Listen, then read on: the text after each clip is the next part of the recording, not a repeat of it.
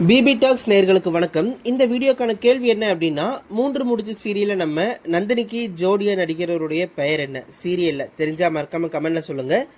நம்ம நந்தினி அவர்கள் சமீபத்தில் அவங்களுடைய சோஷியல் மீடியா பக்கத்தில் போட்ட ஒரு ஃபோட்டோவுக்கு பார்த்தீங்கன்னா, ஒரு ரசிகர் இந்த மாதிரி மெசேஜ் அனுப்பியிருந்தாரு. அதாவது நந்தினி அவர்கள் அவங்களுடைய ஃப்ரெண்ட்ஸ் கூட இருக்கிற மாதிரி இந்த ஃபோட்டோவை ஷேர் பண்ணியிருந்தாங்க. இந்த ஃபோட்டோவை பார்த்து ஆர் யூ பிரெக்னன்ட் நந்தினி அப்படின்னு சொல்லி கேட்டிருந்தாரு. நீங்கள் வந்து கர்ப்பமாக இருக்கீங்களா அப்படிங்கிற மாதிரி கேட்டிருந்தாரு. ஸோ இந்த விஷயம் பார்த்தீங்கன்னா இப்போ சோஷியல் மீடியாவில் தீயாக பரவிட்டு இருக்கு அப்படின்னு சொல்லலாம். அது மட்டும் இல்லாமல் நந்தினி அவர்கள் பார்த்தீங்கன்னா இன்னும் திருமணமே ஆகலை. நந்தினி அவர்கள் சமீபத்தில் கொடுத்த இன்டர்வியூக்களை என்ன சொல்லியிருந்தாங்க அப்படின்னா, நான் கூடிய சீக்கிரத்தில் திருமணம் பண்ணிக்குவேன், எனக்கு பிடிச்ச மாதிரி நான் லவ் பண்ணி தான் மேரேஜ் பண்ணிக்குவேன் அப்படிங்கிற மாதிரியும் சொல்லியிருந்தாங்க. எனக்கு வந்து காதல் திருமணத்தில் தான் வந்து நம்பிக்கை இருக்குது அப்படிங்கிற மாதிரியும் சொல்லியிருந்தாங்க. ஸ்டார்டிங்கில் இவங்க ஈரமான ரோஜாவே அப்படிங்கிற சீரியலில் தான் பிரியா அப்படிங்கிற ரோல் நடிச்சிருந்தாங்க. ஸோ அந்த சீரியல் உங்களுக்கு பெருசாக கை கொடுத்தது அப்படின்னே சொல்லலாம். அதுக்கப்புறமா பார்த்தீங்கன்னா இவங்க ரொம்ப ஃபேமஸ் ஆனது அப்படின்னா நம்ம கார்த்திக், அதுக்கப்புறம் அரவிந்த் சாமி அவங்க நடித்த மெய்யழகன் படத்தில் அரவிந்த் சாமிக்கு தங்கச்சியாக நடிச்சிருப்பாங்க. புவனா அப்படிங்கிற ரோலில் அவருடைய தங்கச்சியாக நடிச்சிருப்பாங்க. ஸோ அந்த ரோல் நடித்தது நான் லைஃப்பில் மறக்கவே மாட்டேன் அப்படிங்கிற மாதிரி கூட சமீபத்தில் கொடுத்த இன்டர்வியூவில் நம்ம சுவாதி அவர்கள் சொல்லியிருந்தாங்க. இவங்க பார்த்திங்கன்னா தமிழ், தெலுங்கு, கன்னடம் அப்படின்னு சொல்லிட்டு நிறைய மொழிகளாக நடிச்சிருக்காங்க அப்படின்னே சொல்லலாம். அது மட்டும் இல்லாமல் இவங்க நடித்து ரொம்ப ஹிட்டான சீரியல் அப்படின்னா ஈரமான ரோஜாவே, அதுக்கப்புறம் இப்போ நடிச்சிட்டு இருக்கிற மூன்று முடிச்சு, இந்த 2 சீரியல்களை தாராளமாக சொல்லலாம். இப்போ இவங்க இந்த மூன்று முடிச்சு சீரியல் நடிச்சதுக்கப்புறமா நிறைய பேர் இவங்களை நந்தினி அப்படின்னு தான் கூப்பிட்றாங்களாமா. இவங்களுடைய உண்மையான பெயர் சுவாதி கொண்டே. ஸோ அதை யாருமே கூப்பிட்றதில்ல. என்னை யார் எங்கே பார்த்தாலும் நந்தினி அப்படின்னு தான் கூப்பிட்றாங்க. எல்லாருமே அவங்களுடைய வீட்டில் ஒரு பொண்ணாக என்ன பார்க்குறாங்க, அது எனக்கு ரொம்ப சந்தோஷத்தை கொடுத்துருக்கு அப்படிங்கிற மாதிரி நந்தினி அவர்கள் சொல்லியிருந்தாங்க. இந்த சீரியலில் இவங்க கூட நியாஸ் நடிச்சிட்டு இருக்காரு. ஸோ அவரை பற்றி கேட்டதுக்கு, ஆமாம் நாங்கள் 2 பேருமே க்ளோஸ் ஃப்ரெண்ட்ஸ் தான், நிறைய பேர் நானும் நியாஸும் லவ் பண்ணுறோம், நான் அவனை தான் திருமணம் பண்ணிக்க போகிறேன் அப்படின்னு சொல்லிட்டு இருக்காங்க. அதெல்லாம் கிடையவே கிடையாது, அவனுக்கு திருமணமாகி ஆல்ரெடி குழந்தை இருக்குது அப்படிங்கிற மாதிரியும் சொல்லியிருந்தாங்க. நாங்கள் 2 பேரும் ரொம்ப க்ளோஸ் ஃப்ரெண்ட்ஸ், எப்போவுமே செட்டில் பார்த்திங்கன்னா அடிக்கடி சண்டை வந்துகிட்டே இருக்கும், 2 பேருமே மாறி மாறி அடிச்சுக்குவோம் அப்படிங்கிற மாதிரி கலாய்ச்சி சொல்லியிருந்தாங்க. சுவாதி அவர்களுக்கு சின்ன திரையில் எப்படி நடிச்சிட்டு இருக்காங்களோ அதே மாதிரி வெள்ளித்திரையில் நடிக்கணும்னு சொல்லி ரொம்ப ஆசை இருக்குது எனக்கு. நான் மெய்யழகன் படத்தில் நடித்ததே எனக்கு ரொம்ப ரொம்ப சந்தோஷமாக இருந்துச்சு. ஸோ அதே மாதிரி நல்ல நல்ல கேரக்டர் இருந்தால் நான் கண்டிப்பாக நடிப்பேன். எனக்கு வந்து ரொம்பவே சவாலான சேலஞ்சிங்கான ரோலில் பண்ணணும்னு சொல்லி ரொம்ப ஆசை. நானே டபுள் ஆக்டிங் பண்ணணும், நானே பார்த்திங்கன்னா ஹீரோயாகவும் இருக்கணும், நானே வில்லியாகவும் இருக்கணும், எனக்கு வந்து ஹேண்டிகேப்டு ரோல் பண்ணணும், கண் தெரியாத மாதிரி காது கேட்காத மாதிரி நடிக்கணும். எனக்கு இந்த மாதிரி சவாலான ரோல் நடிக்கிறது ரொம்பவே பிடிக்கும். முக்கியமாக ஏதாவது படங்களில் நான் மெயின் ஹீரோயினாக லீடாக நடிக்கணும்னு சொல்லி ரொம்ப ஆசையாக இருக்குது அப்படிங்கிற மாதிரி சொல்லியிருந்தாங்க. நிறைய ரசிகர்கள் இவங்க சொன்ன விஷயத்துக்கு கண்டிப்பாக எல்லாமே நடக்கும், நீங்கள் சூப்பராக நடிக்கிறீங்க, உங்களுக்கு எங்களுடைய வாழ்த்துக்கள் பாராட்டுகள் அப்படின்னு சொல்லிட்டு நிறைய பேர் நந்தினி அவர்களுக்கு அவங்களுடைய வாழ்த்துக்களை தெரிவிச்சுட்டு வராங்க. முக்கியமாக நந்தினி அவர்கள் பார்த்திங்கன்னா இந்த சீரியலில் ரொம்பவே ஹார்ட் ஒர்க் பண்ணி நடிச்சிருக்காங்க அப்படின்னு தான் சொல்லி ஆகணும்.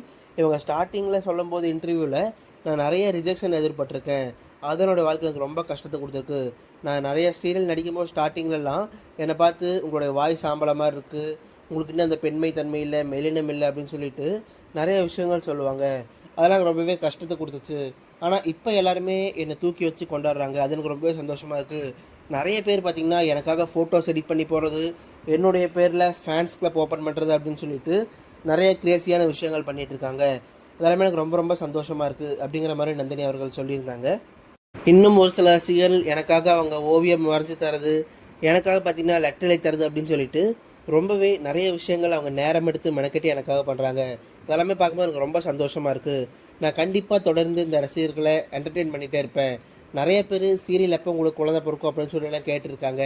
அந்த எபிசோடில் இன்னும் லேட் ஆகும், நாங்கள் இப்போ தான் லவ் பண்ணவே ஆரம்பிச்சிருக்கோம், இனி நாங்கள் லவ் பண்ணதுக்கப்புறம் எங்களுக்குள்ள ரொமான்ஸ் எபிசோடு வரும், அதுக்கப்புறம் தான் குழந்தை எல்லாமே அப்படிங்கிற மாதிரிலாம் அவங்க சொல்லியிருந்தாங்க. சமீபத்தில் சுவாதி அவர்கள் அவங்களுடைய குடும்பத்தில் நடந்த அவங்களுடைய தங்கச்சி திருமண ஃபோட்டோஸ் எடுத்து ஷேர் பண்ணியிருந்தாங்க சோஷியல் மீடியா பக்கத்தில். அதை பார்த்து நிறைய ரசிகர்கள் உங்களுக்கு அப்போ திருமணம் நடக்கும், அதுக்காக நாங்கள் வெயிட் பண்ணிட்டு இருக்கோம், ரொம்ப ஈகரம் அப்படிங்கிற மாதிரி சொல்லிட்டு இருந்தாங்க. ஸோ அதுக்கான பதில் அவங்களே இன்டர்வியூவில் சொல்லியிருந்தாங்க, நான் லவ் பண்ணி தான் திருமணம் பண்ணுவேன், அதுக்காக நானும் வெயிட் பண்ணிருக்கேன், எனக்கு வந்து இந்த பார்த்தவன காதல் அப்படிங்கிறதுலாம் நம்பிக்கை கிடையாது, அரேஞ்ச் மேரேஜ்லேயும் எனக்கு பெருசாக நம்பிக்கை கிடையாது, நான் வந்து என் மனசுக்கு பிடிச்ச மாதிரி ஒருத்தரை பார்த்து பேசி பழகி எனக்கு செட் ஆகிற மாதிரி ஒருத்தர் தான் நான் கல்யாணம் பண்ணிக்க போகிறேன் அப்படிங்கிற விஷயங்களை அவங்க இன்டர்வியூவில் சொல்லியிருந்தாங்க. முக்கியமாக செட்டில் பார்த்திங்கன்னா எப்போவுமே எனக்கும் அவனுக்கும் அதிகமாக சண்டை வந்துட்டே இருக்கும். செட்டில் இருக்கிற எல்லாருமே நாங்கள் சண்டை போடவே பயப்படுவாங்க, ஐயோ என்னடா சண்டை போட்டாங்களா அப்படின்னு சொல்லிட்டு. ஆனால் நாங்கள் சேர்ந்துருவோம். நான் ரொம்ப கோபமாக இருக்கும்போது பார்த்திங்கன்னா ஒரு சில சமயங்களில் எங்களுக்கு ரொமான்ஸ் சீனில் வைப்பாங்க, நானும் அவனும் பயங்கரமாக சண்டை போட்டிருப்போம், அந்த மாதிரியான நேரத்தில் எனக்கு அவனுக்கும் ரொமான்ஸ் சீனில் வைப்பாங்க, அது ரொம்ப ரொம்ப கடுப்பாக இருக்கும். ஒரு தடவை மயிலாஞ்சி சாங் எடுத்தாங்க, ஸோ அந்த பாட்டு எடுக்கப்போ நான் தான் அவனுக்கு கொரியோகிராஃபும் வேறு பண்ணணும். ஆனால் இப்போ எங்களுக்குள்ள சண்டையும் வேறு இருக்குது. நினச்சி பாருங்கள் அந்த சுச்சுவேஷன் எப்படி இருக்குன்னு சொல்லிட்டு. உங்களுக்கு பிடிக்காத ஒருத்தர், கோபமாக இருக்கிற ஒருத்தருக்கு நீங்கள் போய் டான்ஸ் சொல்லி கொடுக்கணும் அப்படின்னா அது உங்களுக்கு எப்படி இருக்கும் அந்த ஃபீலிங், அதெல்லாமே எதிர்பார்த்தேன் அப்படிங்கிற மாதிரிலாம் சொல்லியிருந்தாங்க. கடைசியில் 2 பேரும் ஒன்றா சேர்ந்துருவோம். எனக்கு வந்து பார்த்திங்கன்னா நியாஸோட ஒய்ஃப் ரொம்ப க்ளோஸாக இருப்பாங்க. முக்கியமாக நான் எப்போவுமே நியாஸோட குழந்தைய தூக்கி விளையாடுவேன். எப்போ பார்த்தாலும் நான் கொஞ்சிட்டே இருப்பேன், குழந்தையோட விளையாண்டே இருப்பேன். அவங்க குழந்தைனாலும் ரொம்ப க்ளோஸ் அப்படிங்கிற மாதிரியும் நம்ம நந்தினி அவர்கள் சொல்லியிருந்தாங்க. எனக்கு ஒரு சில சமயம் ரசிகர்கள் பண்ணுற ஒரு சில விஷயங்கள் பிடிக்காது. என்ன அப்படின்னா, நான் வந்து இப்போ நடிக்கும்போது இந்த சீரியலில் சூர்யா நந்தினி பேர் ரொம்ப சூப்பராக இருக்குது அப்படின்னு சொல்லி நிறைய பேர் சொல்கிறாங்க. இன்னும் ஒரு சிலர் ஈரமான ரோஜாவே சீரியல் நடித்த அந்த பேர் தான் சூப்பராக இருக்குது, உங்களுக்கு அந்த பேர் தான் ரொம்ப பொருத்தமாக இருக்குது, இது நல்லா இல்லை அப்படிங்கிற மாதிரி சொல்கிறாங்க. ஸோ அவங்களுக்குள்ளேயே சண்டை போட்டுக்கிறாங்க. அது எனக்கு ரொம்பவே கஷ்டமாக இருக்கும். அது ஜஸ்ட்டு சீரியல் தான். ஒரு சீரியலில் ஒரு நடித்து முடிச்சுட்டாங்க அப்படின்னா அந்த அதோட மறந்துடுவாங்கன்னு சொல்லி நினச்சேன். ஆனால் அப்படி இல்லை. இப்போ வரைக்குமே பார்த்திங்கன்னா அவங்க சண்டை போட்டு தான் இருக்காங்க. ஈரமான ரோஜாவை சீரியல் நடித்த அந்த ஜோடி பொறுத்து தான் நல்லாயிருக்கு, ஒரு சிலர் இந்த 3 முடிச்சு சீரியல் நடிக்கிற இந்த ஜோடி பொறுத்து தான் நல்லாயிருக்கு அப்படின்னு சொல்லிட்டு அவங்களுக்குள்ளேயே மாறி மாறி சண்டை போட்டுக்கிறாங்க. இது எனக்கு ரொம்பவே கஷ்டமாக இருக்கும். அதனால் ஒன்றுமே பண்ண முடியல, இதை ஃபேஸ் பண்ணுறது ரொம்ப கஷ்டமாக இருக்குது அப்படிங்கிற மாதிரியும் சொல்லியிருந்தாங்க. தயவு செஞ்சு ரசிகர்கள் எல்லாருமே ஒரு சீரியல் நடித்தோம் அப்படின்னா அதை நீங்கள் ரசிங்க, கொண்டாடுங்க. அதே நேரத்தில் யாரையும் வெதுக்காதீங்க. ஸோ அந்த சீரியல் நடிச்சுட்டு இந்த ஆக்டர் திட்டுறது, ஸோ இந்த சீரியல் நடிக்கும்போது அந்த நடிகர் திட்டுறது அப்படின்னு சொல்லிட்டு தயவு செஞ்சு இப்படி பண்ணாதீங்க. எல்லா ரசிகர்களுமே நான் அப்படி தப்பாக சொல்லலை. ஒரு சிலர் பார்த்திங்கன்னா இந்த மாதிரி தப்பாக என் மேலே இருக்கிற பாசத்தினாலேயோ அன்புனாலேயோ இந்த மாதிரி ஒரு தவறுகள் பண்ணுறாங்க. ஸோ அதை எனக்காக மாற்றிக்கோங்க அப்படின்னு சொல்லிட்டு ரொம்பவே ரிக்வெஸ்ட்டாக அவங்க பேசியிருந்தாங்க.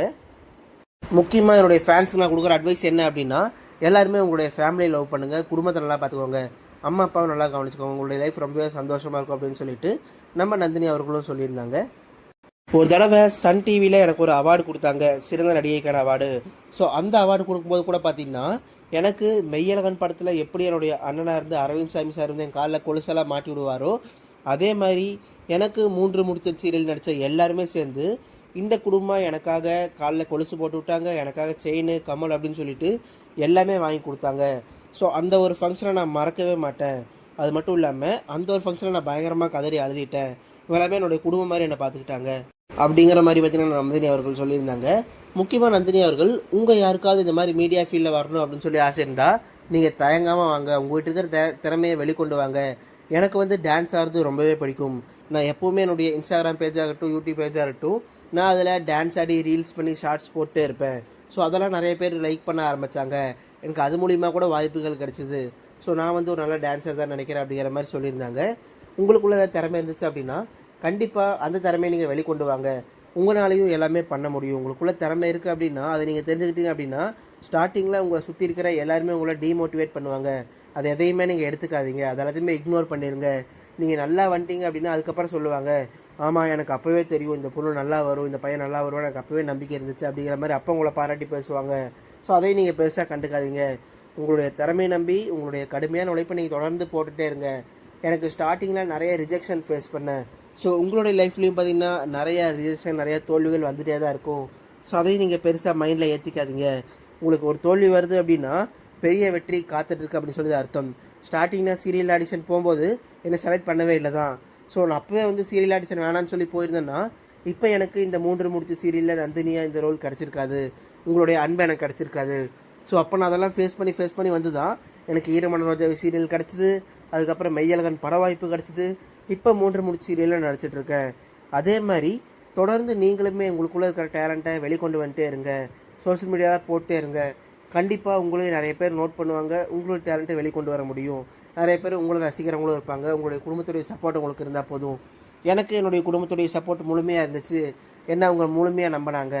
அதனால் கண்டிப்பாக நீங்களும் உங்களுடைய பேரண்ட்ஸுக்கு பிடிச்ச மாதிரி நடந்துக்குவாங்க, அவங்க உங்களை முழுமையாக நம்புவாங்க அப்படின்னு சொல்லிட்டு ரொம்பவே மோட்டிவேஷ்னலாக, ரொம்பவே போல்டாக நம்ம நந்தினி அவர்கள் பேசியிருந்தாங்க. ஸோ நாங்களும் கூட நந்தினி அவர்களுக்கு அவங்களுடைய வாழ்க்கையில் நடந்த எல்லா விஷயங்களை பற்றியும், முக்கியமாக அவங்க வாழ்க்கையில் ஆசைப்படுற எல்லா விஷயங்களும் வெற்றி பெறணும் அப்படின்னு சொல்லிட்டு எங்களுடைய சேனல் சார்பாக அவங்களுக்கு வாழ்த்துக்களையும் பாராட்டுகளையும் தெரிவிச்சுக்கிறோம். நீங்களும் நந்தினி அவர்களுக்கு உங்களுடைய கருத்துக்களை தெரிவிக்கணும்னு சொல்லி நினச்சா மறக்காமல் கீழே இருக்கிற கமெண்ட் பாக்ஸில் உங்களுடைய கருத்துக்களை கூட தாராளமாக பதிவு பண்ணலாம். இது மாதிரியான சீரியல், சினிமா, செலிபிரிட்டிகள் பற்றின அப்டேட்ஸ் எல்லாம் உங்களுக்கு டெய்லி வேணும் அப்படின்னா இப்போவே நம்மளுடைய பிபி டாக்ஸ் சேனலை சப்ஸ்கிரைப் பண்ணி பக்கத்தில் இருக்கிற பெல் ஐக்கானை கிளிக் பண்ணி ஆல் அப்படிங்கிறத செலக்ட் பண்ணிக்கோங்க. அப்போ தான் நாங்கள் போகிற டெய்லி வீடியோ உங்களை வந்து சேரும். தேங்க்யூ.